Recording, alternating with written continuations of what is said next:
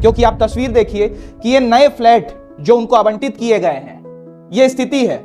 ये यहाँ पे पानी लीकेज हो रहा है और देखिए खिड़की की स्थिति देखिए कि किस प्रकार से जो खिड़की की स्थिति है, यहाँ पर कोई भी कांच नहीं है।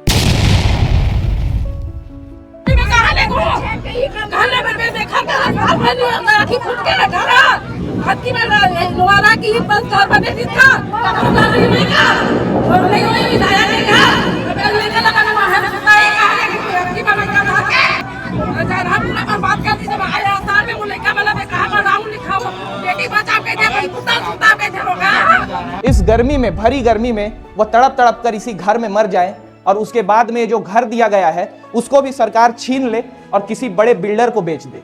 कैसा लग रहा है? अच्छा लग रहा होगा क्योंकि फ्लैट में रह रहे हैं, थोड़ा सा रहीसी वाली फीलिंग आना चालू हो गई होगी आप लोग को। सर अब इसमें मैं बोलता हूँ अगर विधायक लोग के पास अगर घर नहीं है तो फिर यहाँ आके रह सकते हैं।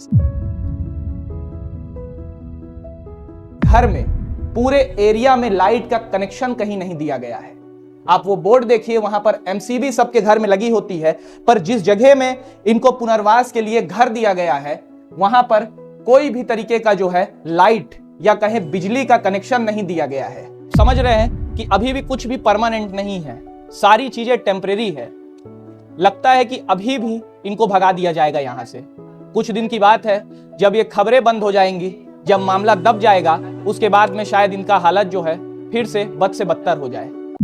दिविजा इंटीरियो भिलाई का ट्रस्टेड इंटीरियर डिजाइनिंग और मैन्युफैक्चरिंग स्टूडियो, जहां हर डिजाइन सिर्फ बनाया नहीं जाता बल्कि महसूस किया जाता है, और इसी सोच को हकीकत में बदल रहा है दिविजा इंटीरियो। मुस्कुराइए क्योंकि आप छत्तीसगढ़ की धरती में हैं। ऐसा मैं क्यों कह रहा हूं? क्योंकि आपको वो केस पता ही होगा जो आज हुआ है। नकटी गांव को किस तरह से तबाह कर दिया गया है, पूरे गांव को जो है बुलडोजर से जमींदोज कर दिया गया है। जितने घर थे वहां पे सबको ढहा दिया गया है और ढहाने के बाद में सेक्टर 30 में जो वहां लोग रहते थे उनको पुनर्वास दिया गया है। पर पुनर्वास कैसे, वो स्थिति देखने के लिए हम यहां पर पहुंचे हैं और आपको भी दिखाते हैं कि किस तरीके से गरीबों के साथ यह सरकार अत्याचार कर रही है। एक तरफ बड़े बड़े उनके घर तोड़ रही है, वह आशियाना जो अपने पैसों से गरीबों ने बनाया था या कहें वहां के लोगों ने बनाया था, पाई पाई की पूंजी की कमाई से वो बनाया था, और उसको ढहाने के बाद में किस तरह का उनको मकान दिया गया है। मकान या कहें बड़े बड़े लोग जो फ्लैटों में रहते हैं वैसी सुविधाएं देना चाह रही थी शायद सरकार, लेकिन उसमें भी विफल दिखाई दे रही है। क्यों कह रहा हूं? क्योंकि आप तस्वीर देखिए कि ये नए फ्लैट जो उनको आवंटित किए गए हैं, ये स्थिति है। ये यहाँ पे पानी लीकेज हो रहा है और देखिए खिड़की की स्थिति देखिए कि किस प्रकार से जो खिड़की की स्थिति है, यहां पर कोई भी कांच नहीं है। यहां पर ये कांच वाली खिड़की होती है, इसमें कोई भी कांच नहीं, ना इसमें है और ना ही इसमें है। और साथ में इस घर में पूरे एरिया में लाइट का कनेक्शन कहीं नहीं दिया गया है। आप वो बोर्ड देखिए, वहां पर एमसीबी सबके घर में लगी होती है, पर जिस जगह में इनको पुनर्वास के लिए घर दिया गया है वहां पर कोई भी तरीके का जो है लाइट या कहें बिजली का कनेक्शन नहीं दिया गया है। शायद सरकार चाहती है कि गर्मी में, इस गर्मी में, भरी गर्मी में वह तड़प तड़प कर इसी घर में मर जाए और उसके बाद में जो घर दिया गया है उसको भी सरकार छीन ले और किसी बड़े बिल्डर को बेच दे, या तो किसी बड़े नेता के, रईस जादे के बेटे के लिए इसको आवंटित कर दिया जाए ताकि वो अय्यासियां कर पाए। क्योंकि ये देखिए, ये तस्वीर देखिए, ये रूम है।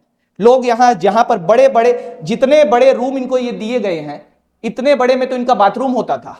जो नकटी के गांव में लोग रहते थे, इतना बड़ा तो उनका गांव में बाथरूम हुआ करता था, और आज उसी छोटे से जगह में माचिस की डिब्बी में वो आज यहां पर रहेंगे। स्थिति देखिए कि एक भी कांच यहां पर नहीं लगाए गए, एक भी कांच नहीं है, सारे कांच गायब है। ये देखिए, ये कमरा है और ये पूरा जो खिड़की है, कहीं भी कांच नहीं है और व्यवस्थाएं जीरो।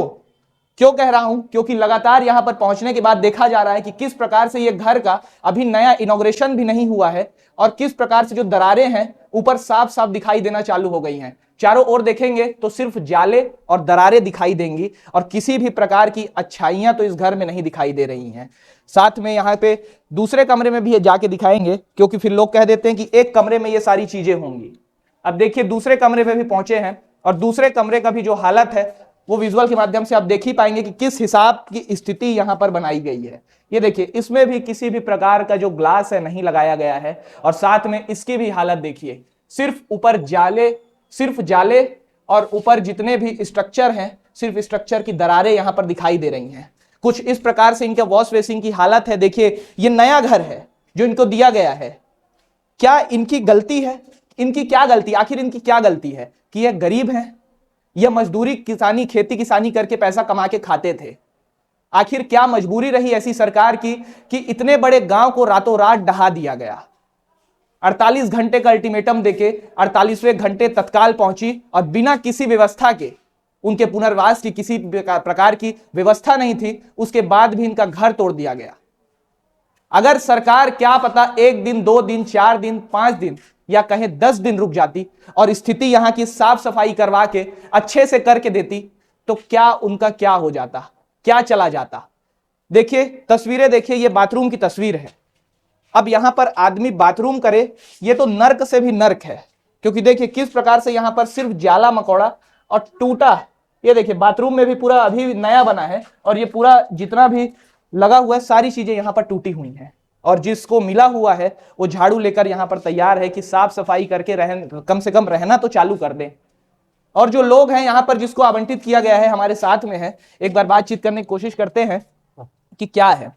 भैया, आप लोग को वहां से सीधे भगा दिया गया, बुलडोजर आया, पूरे गांव को तहस नहस कर दिया, उसके बाद उसमें से आपका भी घर था और आपको आज यहां पर घर दिया गया है। कैसा लग रहा है? अच्छा लग रहा होगा, क्योंकि फ्लैट में रह रहे हैं, थोड़ा सा रहीसी वाली फीलिंग आना चालू हो गई होगी आप लोग को। सर अब इसमें मैं बोलता हूँ, अगर विधायक लोग के पास अगर घर नहीं है तो फिर यहाँ आके रह सकते हैं सर। हम लोग वहाँ जैसे भी थे झोपड़ी चट्टी में, वही जो फ्लैट चाहिए उनको घर चाहिए थे ना, तो आके रह सकते हैं सर वो। शायद जितना बड़ा घर आपको दिया गया इतना तो आलीशान उनका सिर्फ बाथरूम होता होगा। सर अब गरीब आदमी है सर हम लोग, तो उसका बाथरूम भी आज तक नहीं देखे, आप क्या बोल सकते हैं। इतनी बड़ी बड़ी उनकी मतलब विधायक जी लोग का तो 90 विधायक लोग को मतलब उनके लिए हमारी ही जो ज़मीन है जिसमें हमारा छोटा सा एक घर था वही दिखा उनको। उतनी मतलब नहरपुर इतनी खाली जगह है, उनको वहाँ नहीं दिखा। मतलब हमारे जो छोटी सी घर थी उसी में मतलब उनको बनाना ज़रूरी लगा उनको। और जितने लोग को यहाँ पे पुनर्वास के लिए घर दिया गया है उनको एक ये लेटर दिया गया है जो कि कार्यालय संपदा अधिकारी के द्वारा जारी किया गया है। अभी भाई के पास, जिसके पास में लेटर है, उससे इसका मतलब पूछते हैं कि किस लिए इसको दिया गया है। क्या है भैया सर? मतलब ये से हम लोग को दिया है कि ये वाला नंबर मतलब फ्लैट आपको आवंटन किया हुआ है इसका, इसलिए मतलब दिया हुआ है, अस्थायी रूप से दिया हुआ है। लेकिन ये देखिए ये जो लेटर इनको दिया गया है, जो ये इनको दिया गया है, इसमें जिसका फ्लैट है, जिसको आवंटित किया गया है, उसका नाम और कहां पे इनका जो घर था उसको तोड़ा गया है उसका पता, और साथ में यहां पर बताया गया है कि 77 अवैध रूप से निवासरत लोग जो थे उनको विस्थापना हेतु अस्थायी रूप से भवन आवंटन करने के संबंध में इसको दिया गया है। यह भी अस्थायी रूप से है। आप समझ रहे हैं कि अभी भी कुछ भी परमानेंट नहीं है, सारी चीजें टेम्परेरी है। लगता है कि अभी भी इनको भगा दिया जाएगा यहां से। कुछ दिन की बात है, जब ये खबरें बंद हो जाएंगी, जब मामला दब जाएगा, उसके बाद में शायद इनका हालत जो है फिर से बद से बदतर हो जाए और इनको इस घर से भी निकाल दिया जाए और बेदखल कर दिया जाए। कितने लोग आप लोग यहाँ पर रहेंगे, क्या है कैसे? अभी 70 लोग मतलब यहाँ तो आपके फिर घर में कितने आप मेरे तो परिवार बुआ, हैं? मेरे बुआ हैं, और अब हम लोग उनके साथ हैं, उनके नाम से अलॉट कर सर। ये हालात है जी सर। कि सरकार और एक सामने वाली जो है भाभी जी लोग हैं, लोग छोटे छोटे बच्चे मतलब 5-7 लोग हैं। अब 5-7 लोग तो उन लोग का सामान ही एक रूम में आ गया, आप देख सकते हैं सर। अब देखिए तस्वीर आपको दिखाते हैं उस कमरे की जिस कमरे में लगभग 5 से 7 लोग रहेंगे। ये घर है, ये आप जो देख रहे हैं ये सारा सामान है जो आनंद फानंद में जितना जल्दी हो सका निकाले, और बहुत सामान तो खैर छूट भी गए होंगे ऐसा मेरा अंदाजा है, क्योंकि जिस हिसाब से यहाँ पर लोग हैं उस हिसाब से सामान नहीं दिख रहे हैं। और देखिए बातचीत करते हैं जो लोग यहाँ पर रहेंगे उनसे कि उनका क्या कहना है, क्या उनको जो रईसों वाली फीलिंग है वो लेनी है या गांव में जहाँ थे वो ज्यादा अच्छा था।